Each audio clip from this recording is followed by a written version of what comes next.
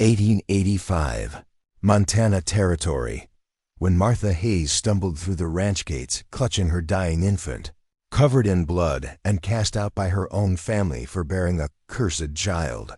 The last thing she expected was for the silent cowboy who never spoke to anyone to whisper 3 words that would change everything. "You're staying here." But what could a mysterious drifter with a shadowed past possibly want with a desperate mother and her sickly baby, and would his secrets destroy them all, or finally give them the family they were both denied? Before we jump back in, tell us where you're tuning in from, and if this story touches you, make sure you're subscribed because tomorrow I've saved something extra special for you. The autumn wind cut through Martha Hayes like a blade as she stumbled down the dirt road, her arms wrapped tight around the bundle pressed against her chest. Blood stained the hem of her cotton dress, and her bare feet left crimson prints in the dust. Every step sent fire through her body, but she didn't stop. Couldn't stop. Behind her, 3 miles back, stood the farmhouse where she'd been born 22 years ago. The same house where just hours earlier, her mother had looked at the newborn baby, so small, so frighteningly still, and said the words that would haunt Martha forever. "That child is marked by God's judgment. You brought shame to this family, and now you've birthed death itself." Martha's father hadn't even looked at her. He'd simply pointed to the door, his weathered hand trembling with rage or grief, she couldn't tell which. Her 2 brothers had stood silent as sentinels, their faces carved from stone. And her sister, Clara, the one who used to braid Martha's hair and whisper secrets in the dark, had turned her back entirely. The baby in Martha's arms made a sound not quite a cry, more like a kitten's mewl, weak, struggling. The local doctor had taken one look at the infant's bluish tinge, the way her tiny chest labored for each breath, and shaken his head. "Lung fever, probably. Won't make it through the night." Seen it before in early births. But Martha had seen something else in his eyes, judgment, as if the baby's sickness was proof of Martha's sin, proof that an unwed mother deserved exactly what she got. She adjusted the thin blanket around her daughter's face, shielding her from the wind. The baby's name was Clara, after the sister who'd abandoned her. Martha had whispered it to her just once, when they were alone in the barn where she'd given birth on the hay, with only the horses as witnesses to her agony. The sun was setting, now painting the Montana sky in shades of amber and blood. Martha had no destination, no plan. She only knew she had to keep walking, had to keep her baby warm, had to find something, anything before nightfall brought the killing cold. That's when she saw it. Through the gathering dusk, a ranch emerged like a mirage. Split-rail fences stretched across rolling hills where cattle grazed in the distance. A 2-story house stood solid and square, smoke rising from its chimney. Barns and outbuildings dotted the property, and golden light glowed from the windows. Martha's legs nearly gave out at the sight. Civilization, warmth, maybe mercy. She forced herself forward, her vision swimming. The baby had gone quiet again, too quiet. Martha's heart hammered against her ribs as she pushed through the ranch gate, which hung slightly open as if welcoming her in. "Help!" she tried to call out, but her voice came out as barely a whisper. "Please, someone help." A dog barked from somewhere near the barn, then voices low and masculine. Martha's knees buckled, and she fell forward onto the dirt, curling herself around the baby to protect her from the impact. Footsteps, running, multiple people. "Jesus Christ, there's a woman. She's bleeding. Get the boss now." Hands reached for her, and Martha flinched, clutching the baby tighter. "Don't take her," she gasped. "Please don't take my baby." "Ma'am, nobody's taking anything. We need to get you inside." The voice belonged to an older man with kind eyes and silver threading through his dark hair. "Can you stand?" Martha shook her head. Everything was spinning now, the adrenaline that had carried her 3 miles finally deserting her. "Somebody get a blanket," another voice shouted. "Where's Caleb?" That name Caleb seemed to carry weight. The men around her shifted, glancing toward the barn. Then the crowd parted. A man emerged from the shadows, tall and lean, wearing dusty work clothes and a hat pulled low over his face. He moved with the careful grace of someone who never rushed, never panicked. As he drew closer, Martha could see his features' sharp cheekbones, a strong jaw darkened with stubble, and eyes the color of a winter sky. He knelt beside her without a word, those pale eyes taking in everything. Her bloody dress, her bare feet, the bundle she protected like a treasure. "The baby," Martha whispered, her vision going dark at the edges. "She's sick. Please, I have nowhere else." The man Caleb reached out slowly, giving her time to pull away. When she didn't, he gently pulled back the blanket to look at the infant. The baby's lips had a bluish tint, her breathing shallow and rapid. Something flickered across Caleb's face. Pain, maybe. Or recognition. He stood abruptly and turned to the gathered ranch hands. "Vernon, ride to town and bring Doc Morrison. Tell him it's urgent." His voice was quiet but carried absolute authority. "Garrett, heat water and gather clean linens. The rest of you, back to your work." The men scattered to obey. Caleb looked down at Martha again, and for a long moment he said nothing. She could see him thinking, calculating, deciding. This was his ranch, his domain, and she was a stranger who'd brought trouble to his doorstep. Finally, he spoke, his words deliberate and careful, as if he rationed them like precious currency. "Can you walk if I help you?" Martha tried to nod, but darkness was closing in fast. She felt herself falling, heard the baby's weak cry, and then strong arms caught her, lifting both her and the infant as if they weighed nothing. Through her fading consciousness, she felt the steady rhythm of Caleb's heartbeat, felt the security of being carried toward warmth and light. The last thing she heard before the darkness took her was his voice, low and final, speaking to someone at the house's entrance. "Both of you are staying here." When Martha's eyes fluttered open, she didn't know how much time had passed. Minutes? Hours? The room around her was unfamiliar, a simple bedroom with rough-hewn walls, a dresser, a washstand. Clean white curtains framed a window, where dawnlight was just beginning to creep in. Dawn. She'd lost the entire night. Martha bolted upright, ignoring the screaming pain in her body, and her eyes flew around the room in panic. "Clara," she gasped. "Where's my—" "Right here." The voice came from the corner of the room. Martha's head whipped around to find Caleb sitting in a wooden chair, cradling her baby against his chest.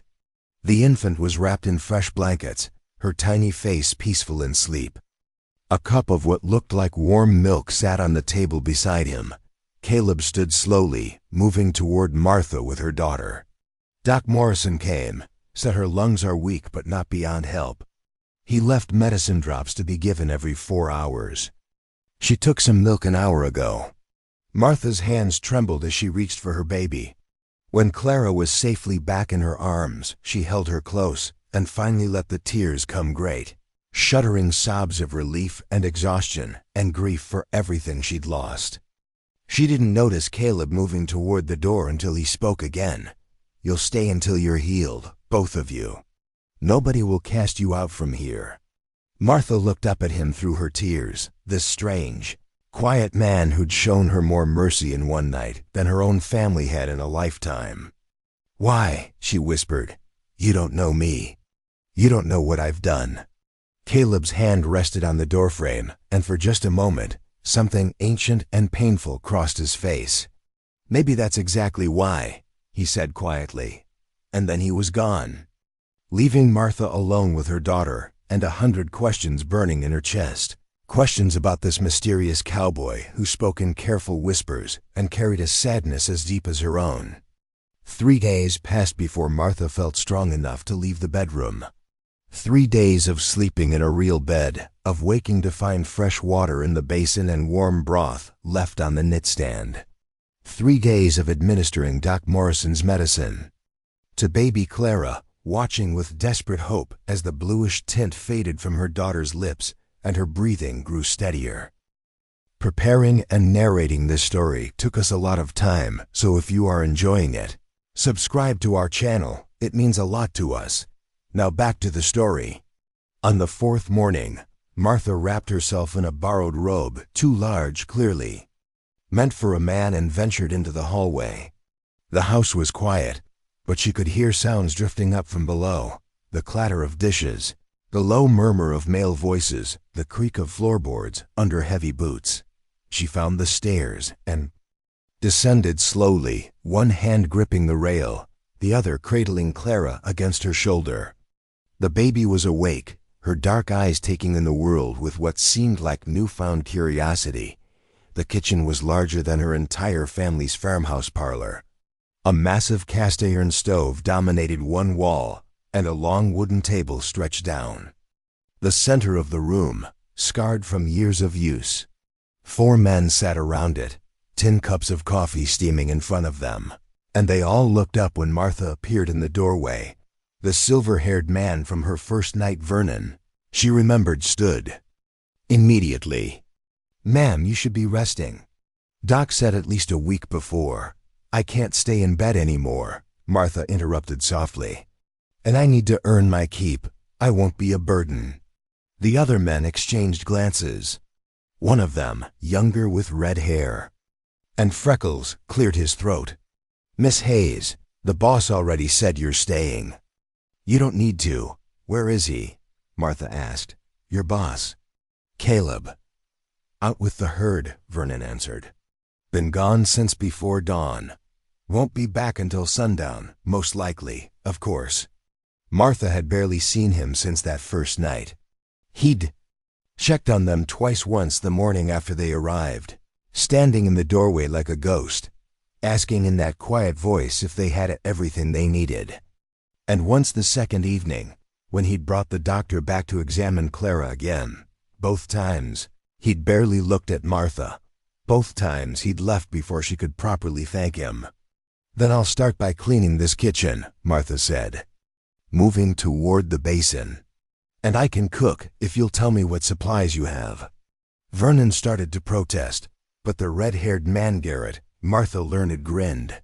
"Ma'am, if you can cook better than Vernon's burnt bacon, we'll build you a shrine." "My bacon isn't burnt, you ungrateful." The kitchen erupted in good-natured argument, and for the first time in months, Martha felt something close to warmth in her chest.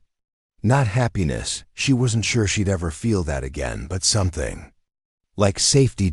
She set Clara in a basket near the window where the baby could watch the morning light, then rolled up her sleeves and got to work. By the time the sun reached its peak, Martha had scrubbed every surface in the kitchen, organized the pantry, which was surprisingly well stocked, and prepared a stew that filled the house with the smell of sage and beef. The ranch hands had drifted in and out all morning, initially trying to help, but eventually just staying out of her way, and stealing biscuits when they thought she wasn't looking. She learned their names and their stories in fragments. Vernon had worked this ranch for 15 years, since before Caleb owned it.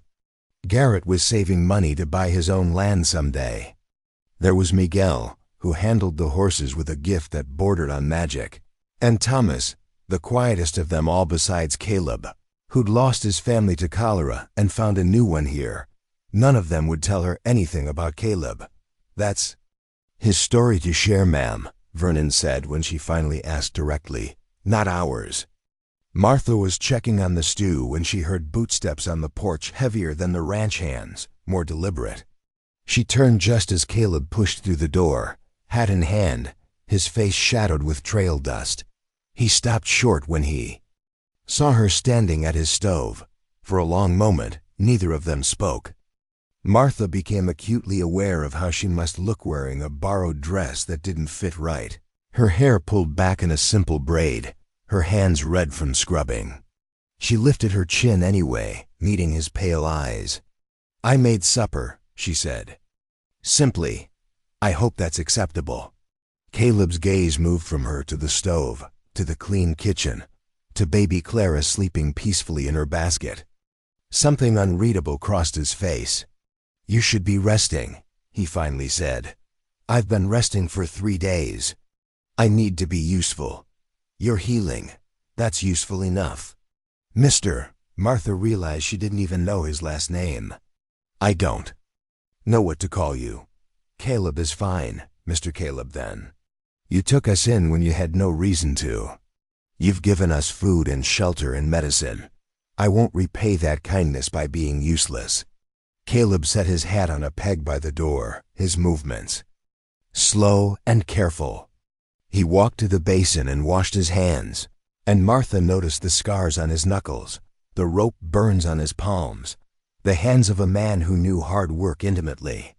This ranch, he said quietly, not looking at her, has been running without a woman's touch for a long time.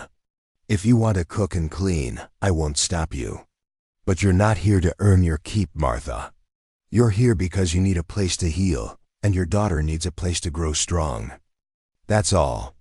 The way he said her name gentle, like it was something precious, made her throat tight. Why? She asked again, the same question she'd asked that first night. You don't know me.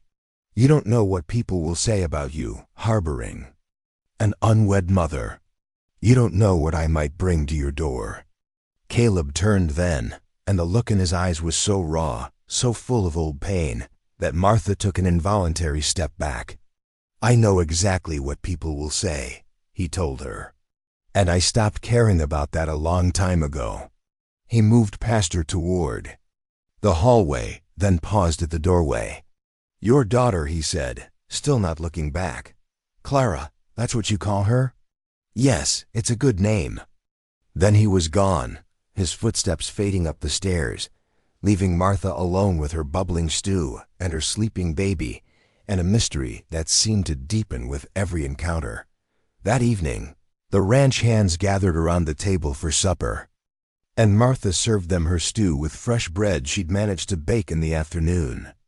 They ate with the enthusiasm of men who'd been living on burnt bacon for too long, praising every bite.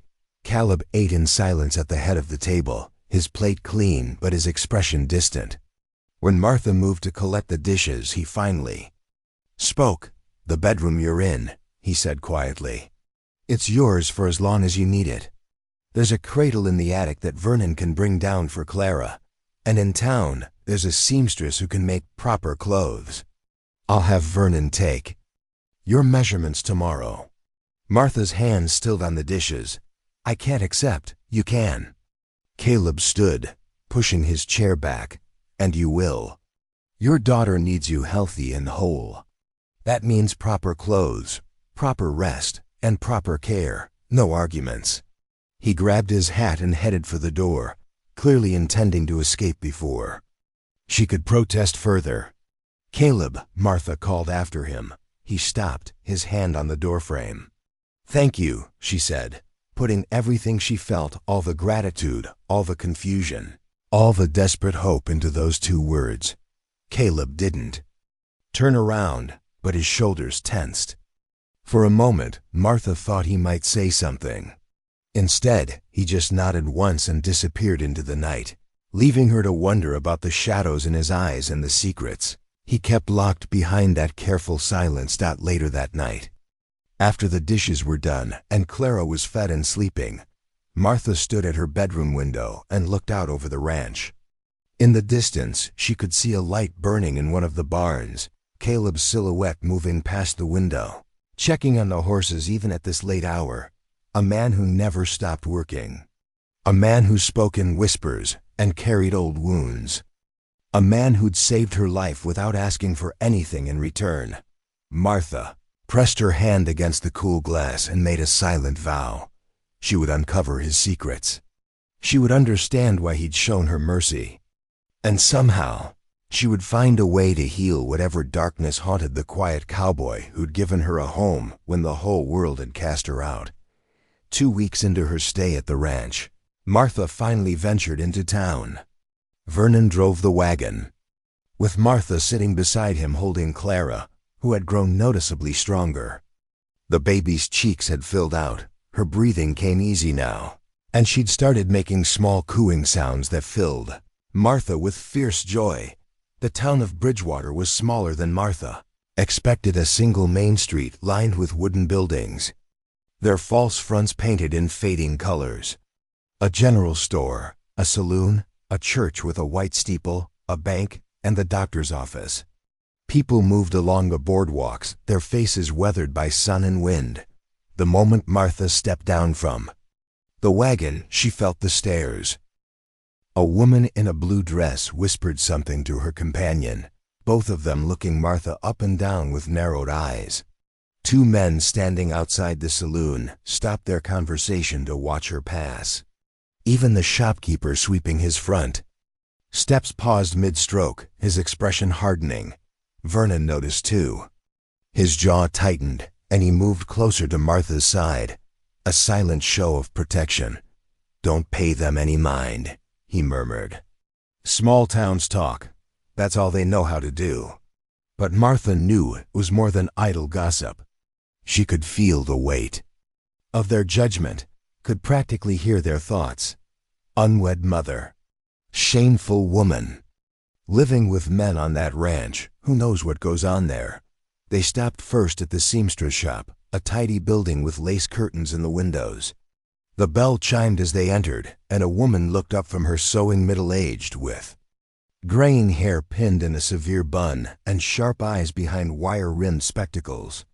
"Vernon," she said coolly, her gaze sliding to Martha. And this must be the woman staying at the Brennan ranch. Brennan, so that was Caleb's surname. Martha filed the information away. Double quotes, "Mrs. Foster," Vernon said with strained politeness. "We're here for some dresses, Mr. Brennan's orders." Mrs. Foster set down her needle with deliberate slowness. "I see. And how exactly will this be paid for?" "Same as always. Put it on Mr. Brennan's account." The seamstress's lips pressed into a thin line. She stood and approached Martha, circling her like a predator assessing prey. Martha forced herself to stand, still to keep her chin up, even as Clara squirmed in her arms. "Turn," Mrs. Foster commanded. Martha obeyed, turning slowly while the woman took measurements with rough, impersonal touches. The whole time, Mrs. Foster's expression remained cold, disapproving. "3 dresses," Vernon said. "Practical ones. And a proper winter coat." "That will take 2 weeks," Mrs. Foster replied. "And the cost will be considerable. Mr. Brennan is good for it, you know that." The seamstress returned to her desk and began writing in a ledger, her pen scratching across the paper with angry strokes. "I wonder," she said without looking up, "if Mr. Brennan understands what he's inviting by harboring a woman of questionable character. This town has standards, Vernon, Christian standards." Heat flooded Martha's cheeks, but before she could respond, Vernon stepped forward. "Mrs. Foster," he said quietly, but with an edge of steel, "you'll speak respectfully, or we'll take our business to the seamstress in Silver Creek. Your choice." The woman's pen stilled. She looked up at Vernon, and something in his expression made her reconsider. Finally she nodded curtly. 2 weeks. The dresses will be ready." Outside, Martha drew in a shaky breath. Clara had started fussing, sensing her mother's distress. "I'm sorry," Vernon said as they walked toward the general store. "Margaret Foster's always been a self-righteous," he caught himself. "Well, she's not a kind woman. But her husband deacon at the church, so she thinks that gives her the right to judge everyone else." "She's not wrong, though," Martha said quietly. "I am a woman of questionable character. I had a child out of wedlock. Stop." Vernon halted in the middle of the boardwalk, turning to face her. "Miss Martha, I don't know your story. Don't need to know it. But I know this. You're a good mother who's doing everything she can for her child. That's all that matters. Anyone who can't see that isn't worth your time." His kindness nearly undid her.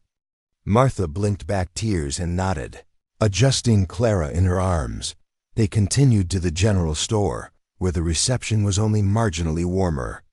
The clerk served them efficiently, but without friendliness, his eyes constantly darting to Martha as if expecting her to steal something.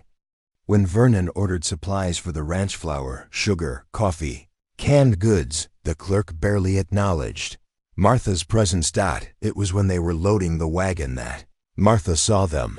3 women stood across the street near the church, their heads bent together in conversation. One of them looked up, and Martha's heart stopped. Clara, her sister Clara, wearing the same brown dress she'd worn the day she turned her back on Martha. For a moment, their eyes met across the dusty street. Martha saw recognition flash in her sister's face, followed quickly by something else. Shame? Regret? But before Martha could move, could call out, Clara turned away and hurried into the church with her companions, the door slamming shut behind them. The rejection hit Martha like a physical blow. She stood frozen beside the wagon, staring at that closed church door, feeling the wound rip open fresh all over again. Miss Martha? Vernon's voice seemed to come from very far away. You all right? She forced herself to nod, to move, to climb back into the wagon seat. But as they pulled away from town, she couldn't stop looking back at that church, wondering if her sister was watching from one of the windows, wondering if any part of Clara missed her. The ride back to the ranch was quiet. Vernon seemed to sense Martha didn't want to talk, and he let the silence stretch, broken only by the creak of the wagon wheels and the rhythmic clip-clop of the horses' hooves. They were nearly home when Vernon finally spoke. You should know, he said carefully, that Caleb, Mr. Brennan, he knows what it's like. Being judged by a town, I mean. Being cast out. Martha looked at him sharply. What do you mean? Vernon kept his eyes on the road ahead. It's not my story to tell, but there's a reason he built this ranch so far from town. A reason he only goes into Bridgewater when absolutely necessary. A reason he doesn't care what people think of him anymore. What happened to him? Like I said, it's his story. But I'll tell you this, Caleb Brennan is the best man I've ever known. He's given every one of us on that ranch a second chance when nobody else would. Thomas was accused of theft in his last town. Turned out he was innocent, but nobody cared. Miguel can't read or write, and most places wouldn't even interview him. Garrett's got a temper that got him fired from 3 ranches before Caleb gave him a chance. And me? Vernon's voice went quiet. I was a drunk who lost everything. Caleb found me sleeping in his barn one night, and instead of throwing me out, he gave me a job and a reason to stay sober. He turned to look at Martha then, his weathered face sincere. What I'm saying is, you're not the first broken person Caleb's brought home. And judging by the way he looks at that baby of yours, you won't be the last. This ranch, it's a place for people who need a second chance. A place where your past doesn't matter as much as who you choose to be now. Martha's throat was too tight to speak. She looked down at Clara, sleeping peacefully in her arms, and thought about the quiet cowboy who'd built a refuge for the lost and wounded. When they pulled into the ranch yard, Caleb was working with one of the horses in the corral, a massive black stallion that fought against the lead rope. But the moment he saw the wagon, he handed the rope to Miguel and walked over, his eyes immediately finding Martha. How was town? He asked Vernon, but his gaze stayed on Martha's face. Fine enough, Vernon replied. Got everything on the list. But Caleb's eyes had narrowed. He saw something in Martha's expression, some lingering hurt from the trip. What happened? Nothing, Martha said quickly. Just small-town gossip. Nothing I can't handle. Caleb studied her for a long moment, those winter sky eyes seeing too much. Then he reached up and took Clara from her arms, cradling the baby with surprising gentleness while he offered Martha his other hand to help her down from the wagon. His palm was warm and calloused against hers, strong and steady. For just a moment, Martha felt anchored, safe, as if nothing in the world could touch her while she stood in the circle of his protection. If anyone in town gave you trouble, Caleb said quietly, you tell me. Understood? It wasn't a question. It was a promise, backed by something fierce and protective in his voice. Martha nodded, unable to look away from his face. In the afternoon light, she could see new details. the small scar above his left eyebrow, the fine lines at the corners of his eyes, the shadow of exhaustion that never quite left his features. A man carrying his own burdens, a man who somehow still had room to carry hers. "Thank you," she whispered. Caleb handed Clara back to her, his fingers brushing Martha's for just an instant. Then he stepped back, putting distance between them once more, retreating behind that wall of careful silence. But as he walked away, Martha noticed something she'd missed before. Caleb wasn't heading toward the barn or the house. He was heading toward the wagon, reaching for the supplies Vernon had purchased in town. He was going to carry her burdens, literally and figuratively, without being asked, without expecting thanks, without making a show of it. And Martha realized with a jolt. That sent electricity through her chest.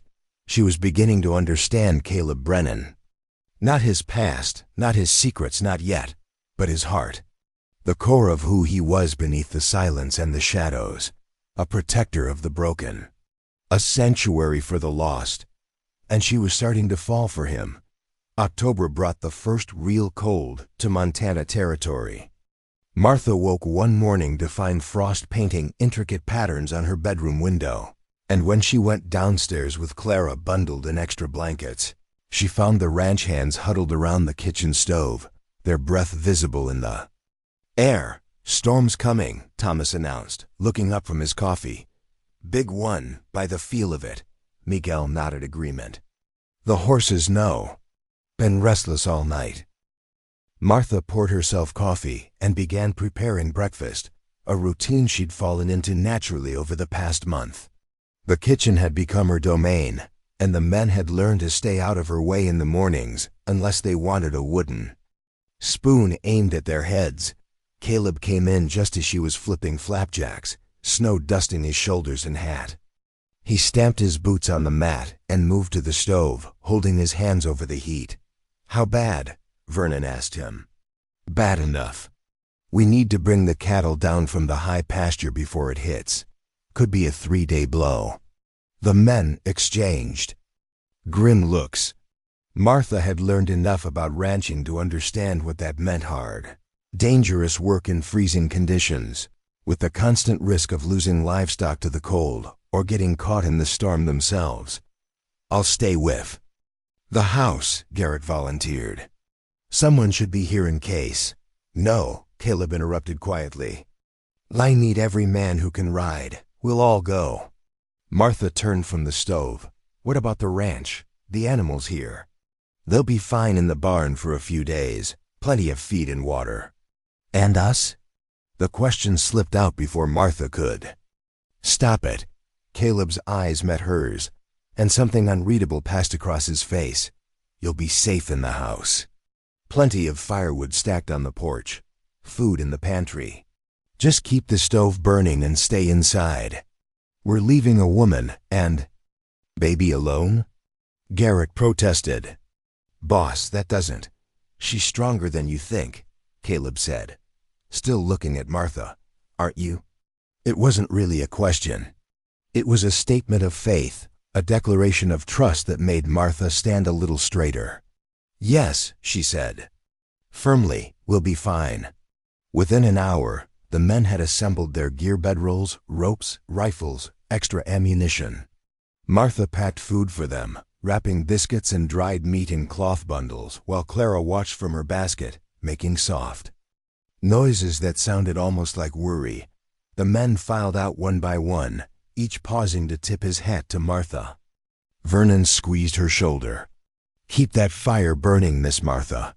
And if anything happens, anything at all, there's a rifle above the door and a bell on the porch. Ring it 3 times and don't stop until help comes." "From where?" Martha asked, looking out at the empty landscape. "The Jacobson Ranch is 5 miles north. They'll hear it if the wind's right." Then they were gone, riding out into the gray morning, leaving Martha alone, with her daughter in a house that suddenly felt far too large and far too quiet. The storm hit that afternoon. It started with wind that howled around the corners of the house like a living thing, making the shutters rattle and the roof timbers groan.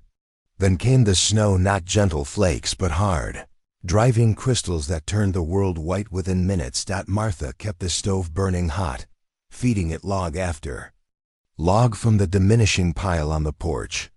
She made sure all the shutters were latched tight, stuffed rags under the doors to keep out drafts, and prepared extra formula for Clara in case the storm lasted longer than expected. By nightfall, the wind was so loud she could barely hear herself think. Snow piled against the windows in drifts that blocked out what little light remained. Martha lit every lamp in the kitchen and sat at the table with Clara in her arms, trying to ignore the way the house shook with each gust. She thought about the men out there somewhere, cold and exposed, working to save the herd. She thought about Caleb, especially his quiet competence, the way he always seemed to know exactly what needed to be done. Was he safe? Was he warm enough? Did he ever think about her the way she'd started thinking about him? The second day was worse. The woodpile on the porch ran out, and Martha had to venture to the barn through waist-deep snow to get more from the larger supplies stored there.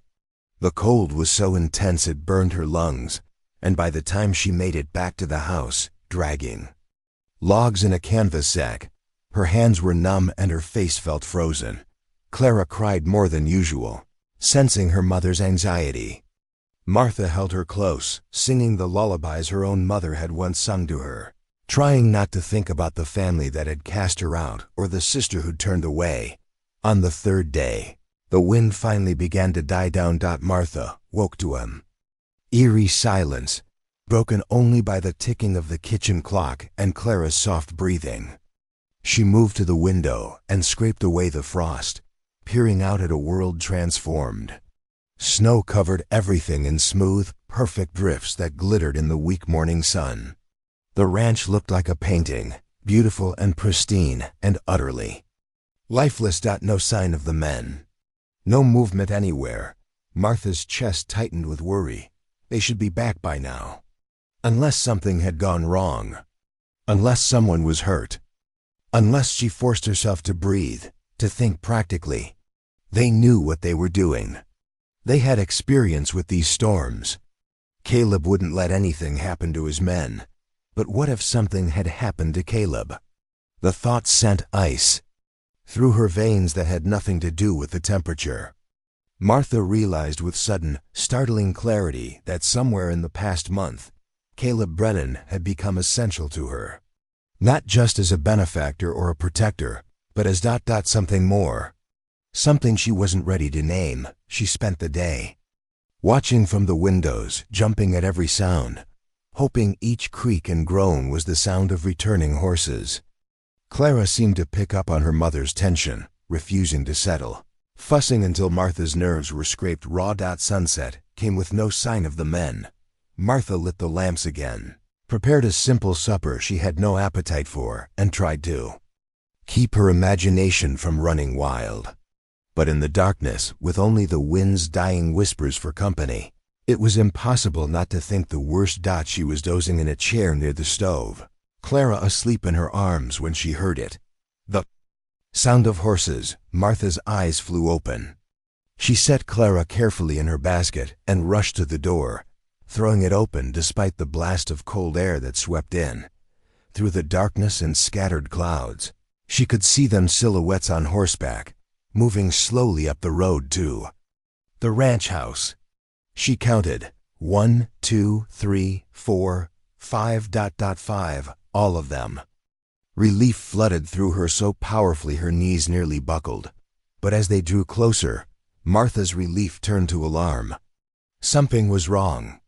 One of the horses was being led rather than ridden, and the man in its saddle was slumped forward, barely holding on. Caleb. Martha didn't think. She grabbed her shawl and ran out into the snow in her house slippers, her heart hammering against her ribs. What happened? She called out as the men pulled up to the house. Boss took a fall, Vernon sighed, his voice tight with worry. Horse spooked during the drive, threw him into a ravine. We got him out, but he's been in and out of consciousness since yesterday. Get him inside, Martha ordered, her voice stronger than she felt. Now, the men dismounted, moving with the stiffness of people who'd been in the saddle too long in. Brutal conditions. Thomas and Miguel lifted Caleb down from his horse, and Martha got her first good look at him. His face was gray beneath the trail dust, his eyes closed, his breathing shallow. Blood had dried on his temple from a gash above his hairline, and the way he held his left arm suggested broken or cracked ribs. "Kitchen," Martha said. "Put him on the table." They carried him inside and laid him out carefully. Caleb's eyes fluttered. Open briefly, unfocused and glassy with pain. "Martha," he mumbled, the word barely audible. "I'm here," she said, moving to his side. "You're home. You're safe." His hand reached for hers, gripping weakly. Then his eyes closed again, and he went still. "Someone needs to ride for the doctor," Martha said, already moving into action, her hand steady despite her racing heart. "Vernon, help me get his coat off. Thomas, I need hot water and clean cloths. Garrett, check the pantry for whiskey. We'll need it for the wounds." The men moved to obey, and Martha realized with distant surprise that she'd taken charge without thinking about it. But there was no time for self-doubt. Caleb needed her, and she would not fail him. As she worked to clean the blood from his face. To assess his injuries, Martha made a silent promise to the unconscious man on her table. "You saved me when I had nothing. Now I'll save you. Whatever it takes." Outside, the storm had finally passed, leaving the world clean and cold and new. But inside the ranch house, a different kind of storm was just beginning, one that would test Martha's strength, reveal Caleb's deepest secrets, and change everything between them forever. Doc Morrison arrived just after dawn, his medical bag clutched tight as Vernon helped him through the snow-packed yard. Martha had been awake all night, keeping vigil beside Caleb's bed. They'd moved him upstairs to his own room once she'd cleaned and bandaged his wounds. The doctor examined Caleb thoroughly, his weathered hands gentle but thorough. Martha stood in the corner, Clara asleep in her arms, watching every movement with anxious eyes. 3 cracked ribs, Doc Morrison announced finally. "Concussion. That gash on his head needed stitches. You did well cleaning it, Miss Hayes. He's lucky.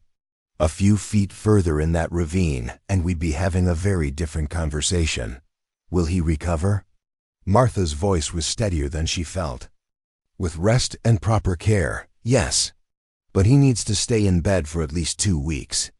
No riding, no heavy lifting, nothing that'll stress those ribs.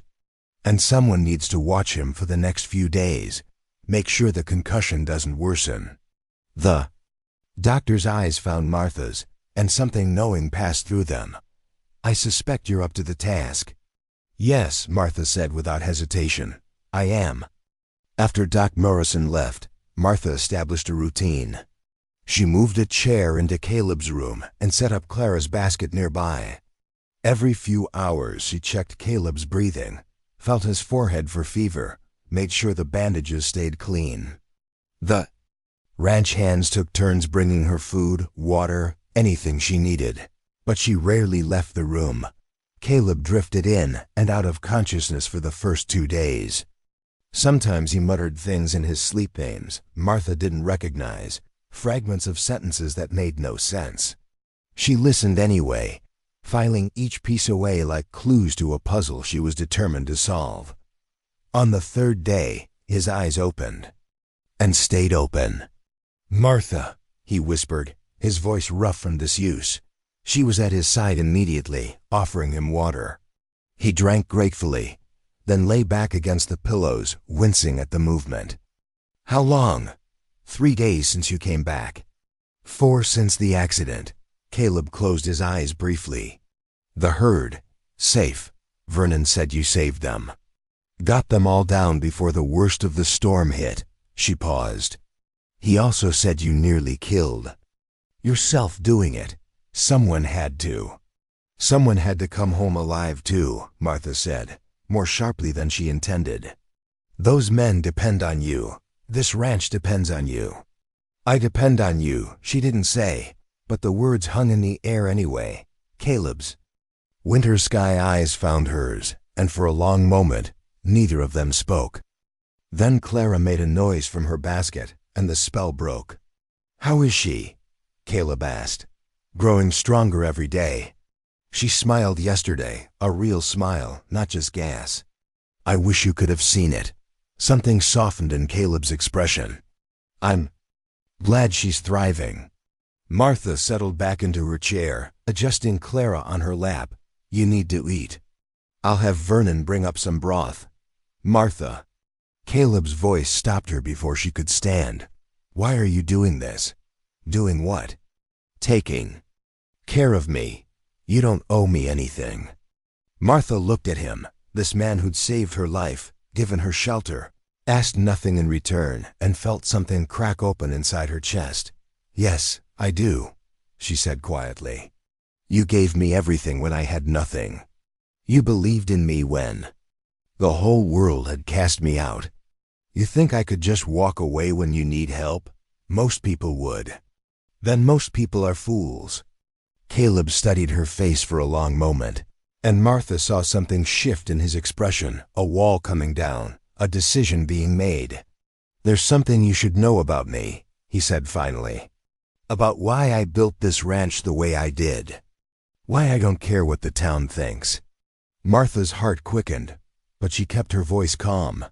"You don't have to tell me anything you don't want to. I want to." He took a careful breath, his hand pressed against his ribs. 10 years ago, I had a different life. A wife, a daughter. The words hit Martha like a physical blow. A wife, a daughter, past tense. "Her name was Elizabeth," Caleb continued, his eyes distant now, seeing into the past. "We met in Denver, married young. Sarah was born a year later, the most beautiful baby girl you'd ever seen. Dark hair like her mother, but she had my eyes." His voice caught, and Martha reached out instinctively, covering his hand with hers. He gripped it like a lifeline. "We lived in a town called Silver Point, about 100 miles from here. I worked as a deputy, thought I was making the world safer. Elizabeth taught at the schoolhouse. We had a little house with a garden, plans for more children, a whole future mapped out." Martha could see it, the life he'd lost, the happiness that had been stolen.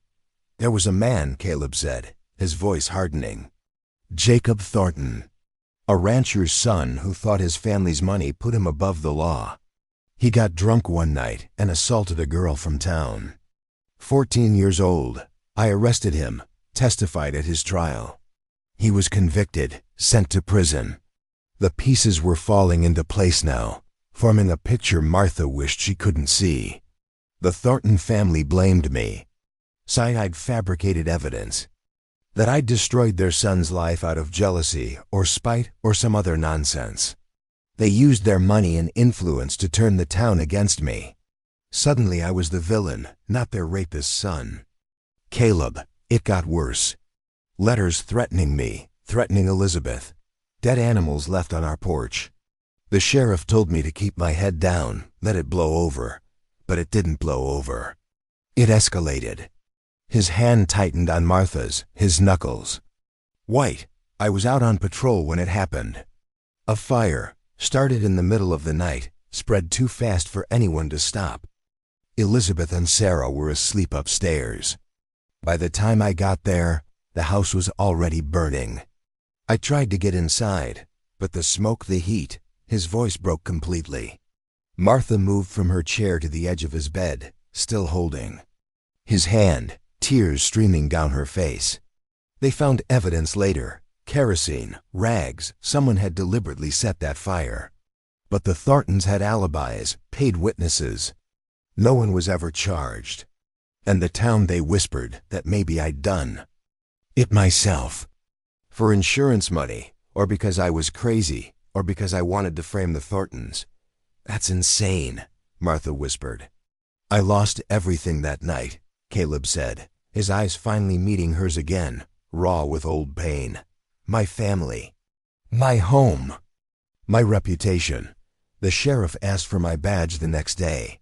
Said it would be better for everyone if I just left town. So you came here.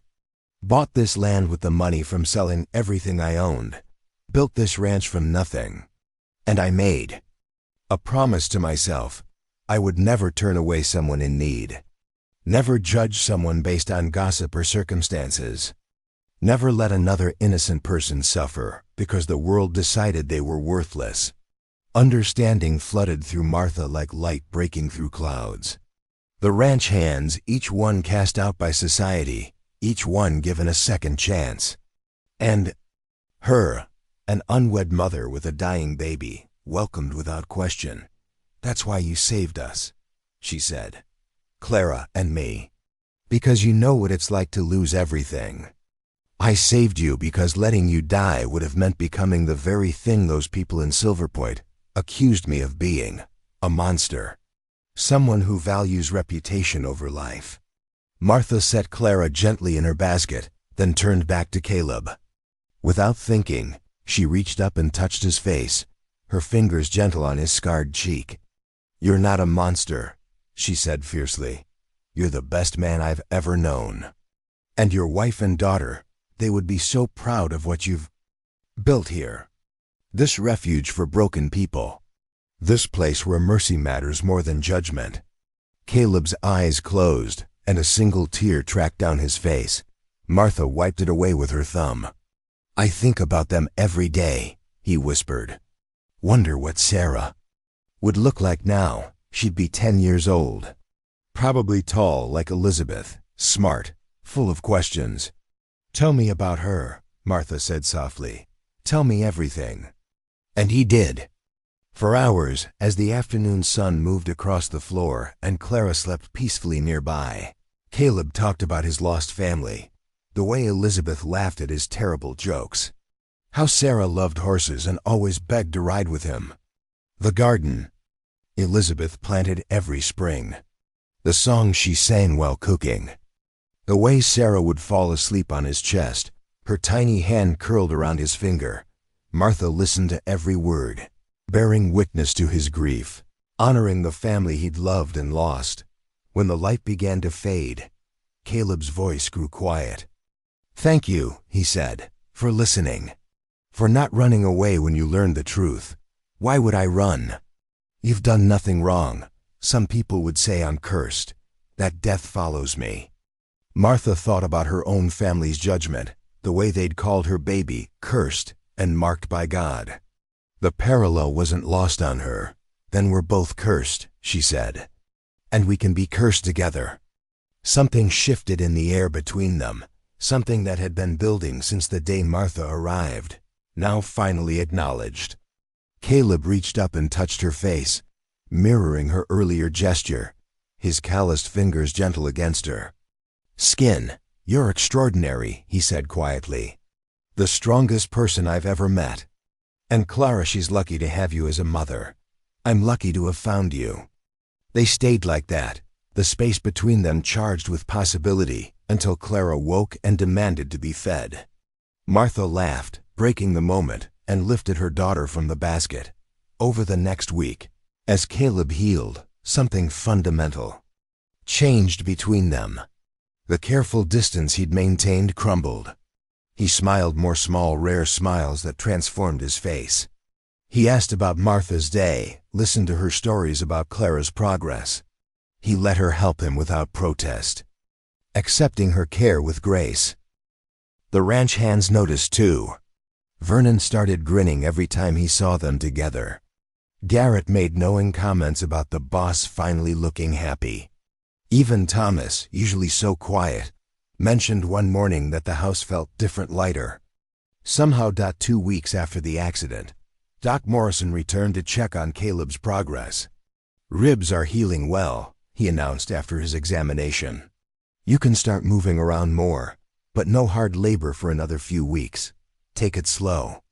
After the doctor left, Caleb came downstairs for the first time since the injury. He moved carefully, one hand pressed against his side. But he made it to the kitchen where Martha was preparing supper. She looked up from the stove and smiled. Should you be out of bed? Doctor's orders. I'm allowed to move around. He settled into a chair at the table, watching her work. Besides, I couldn't stay up there another day. I was going crazy. Martha laughed. The famous quiet cowboy, going crazy from too much rest? Even I have my limits. Clara, now nearly 4 months old and thriving, was propped in her basket on the table. She'd grown plump and healthy, her eyes bright and alert. When she saw Caleb, she waved her tiny fists and made an excited gurgling sound. "She knows you," Martha said softly. "She always gets excited when you're near." Caleb reached out and gently touched Clara's hand. The baby immediately grabbed his finger, holding on tight, and something in his expression made Martha's throat. Close up, he looked at Clara with such tenderness, such longing, the look of a man remembering another baby girl, gone too soon. "May I hold her?" he asked quietly. Martha lifted Clara from the basket and placed her carefully in Caleb's arms. He cradled her with practiced ease, supporting her head, keeping her secure against his chest despite his injured ribs. "Hello, little one," he murmured. "You've gotten so big." Clara stared up at him with wide eyes, then reached up and grabbed his nose. Caleb laughed an actual laugh, full and genuine, and Martha felt her heart crack wide open. This was what she wanted. Not just shelter or safety, but this. A man who could love her daughter as his own, who could find joy again after unimaginable loss, who could build a family from broken pieces. That evening, after supper was finished and the dishes washed, Caleb asked Martha to sit with him on the porch. She wrapped Clara in blankets and joined him on the bench swing he'd built years ago, watching the sun set over the snow-covered hills. "I've been thinking," Caleb said after a long silence, "about the future, about what happens next." Martha's heart began to race. "Oh, you've been here almost 2 months now. Clara's healthy, you're strong. You could leave if you wanted to. Make a fresh start somewhere else, somewhere people don't know your past." The words felt like ice water. Was he asking her to leave? "After everything, is that what you want?" Martha asked carefully. "For us to go?" "No." The word came out fierce and immediate. Caleb turned to face her, his eyes intense. "God, no. That's the opposite of what I want." Relief flooded through her. "Then what are you saying?" Caleb took a breath, and Martha saw his hands trembling slightly.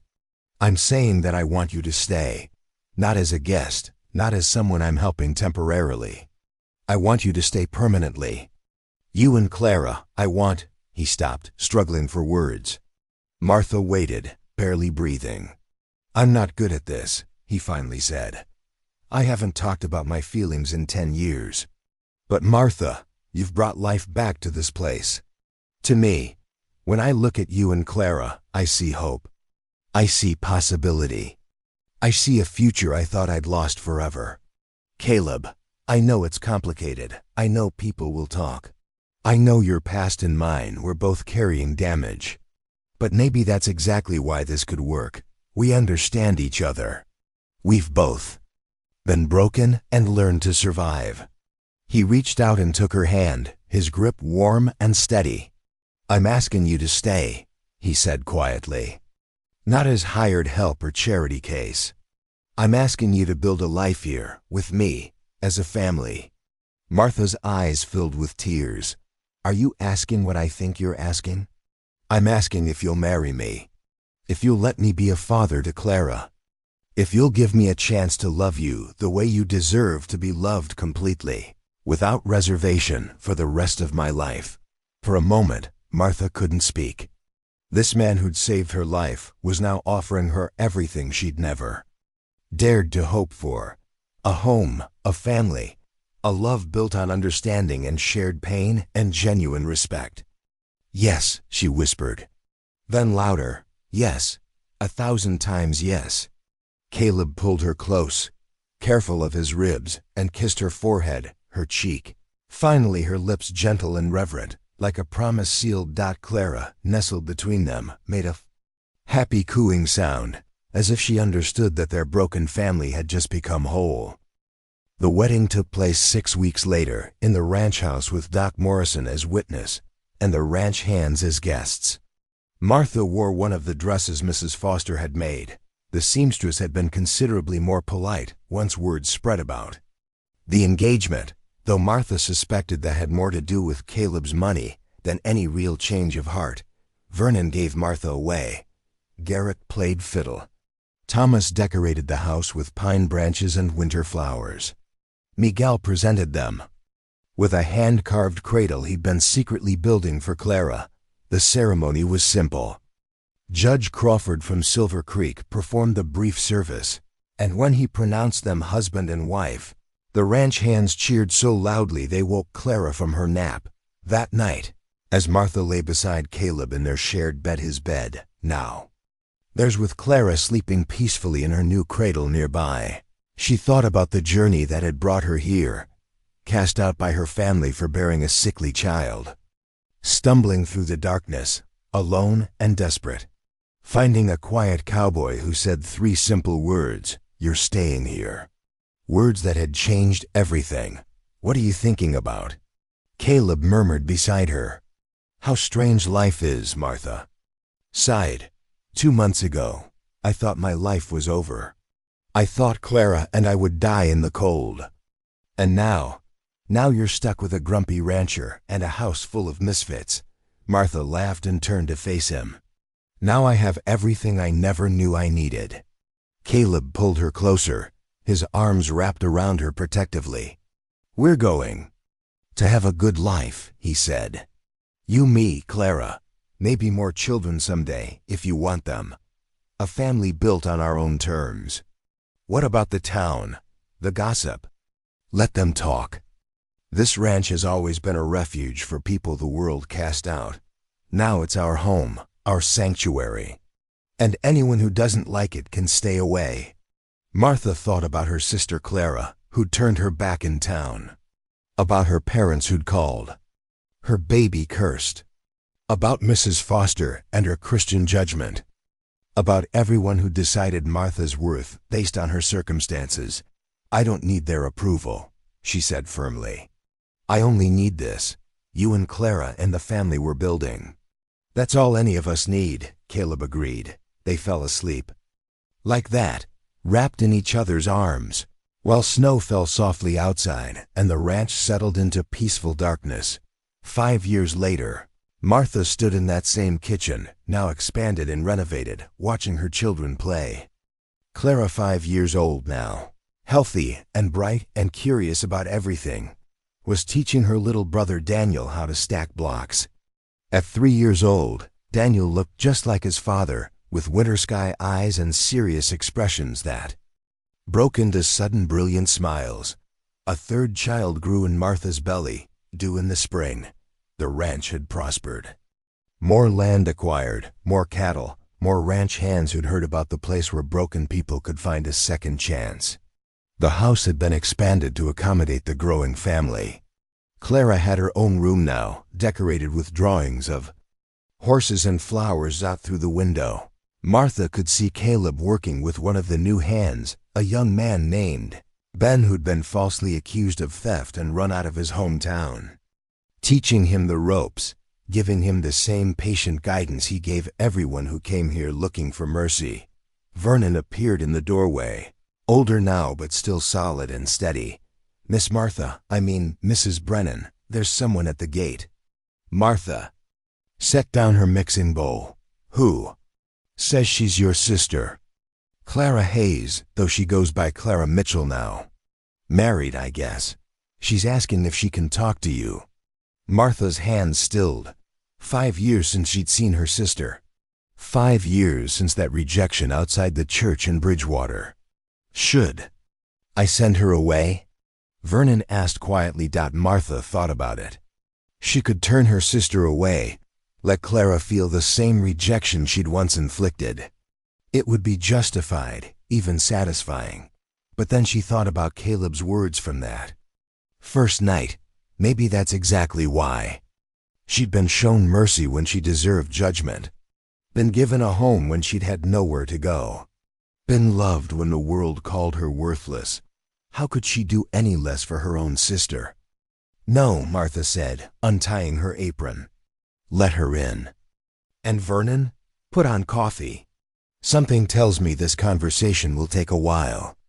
As Vernon left to fetch her sister, Martha looked around at the life she'd built, the home full of love and laughter, the children playing without fear, the man outside who'd chosen to love her completely. She'd been cast out for birthing a sickly child, but that casting out had led her here, to this quiet cowboy who'd said, "Both of you come home." And in doing so, he'd given her more than shelter. He'd given her a family, a purpose, a love that healed old wounds and made space for new growth. The door opened, and Martha's sister stepped inside, her face uncertain and hopeful and afraid. "Hello, Clara," Martha said gently. "Come in, let's talk." Because that's what they did. Here at the Brennan ranch, they welcomed the wounded. They forgave the broken. They built families from the pieces society threw away, and they did it with mercy, with grace, and with the quiet strength of a cowboy who'd learned the truest form of healing comes from choosing love over bitterness, hope over despair, and family over blood. This was home. This was sanctuary. This was where cast-out souls found their way back to life, and Martha wouldn't have changed a single moment of the journey that brought her here. Up next, you've got 2 more standout stories right on your screen. If this one hits the mark, you won't want to pass these up. Just click and check them out. And don't forget to subscribe and turn on the notification bell so you don't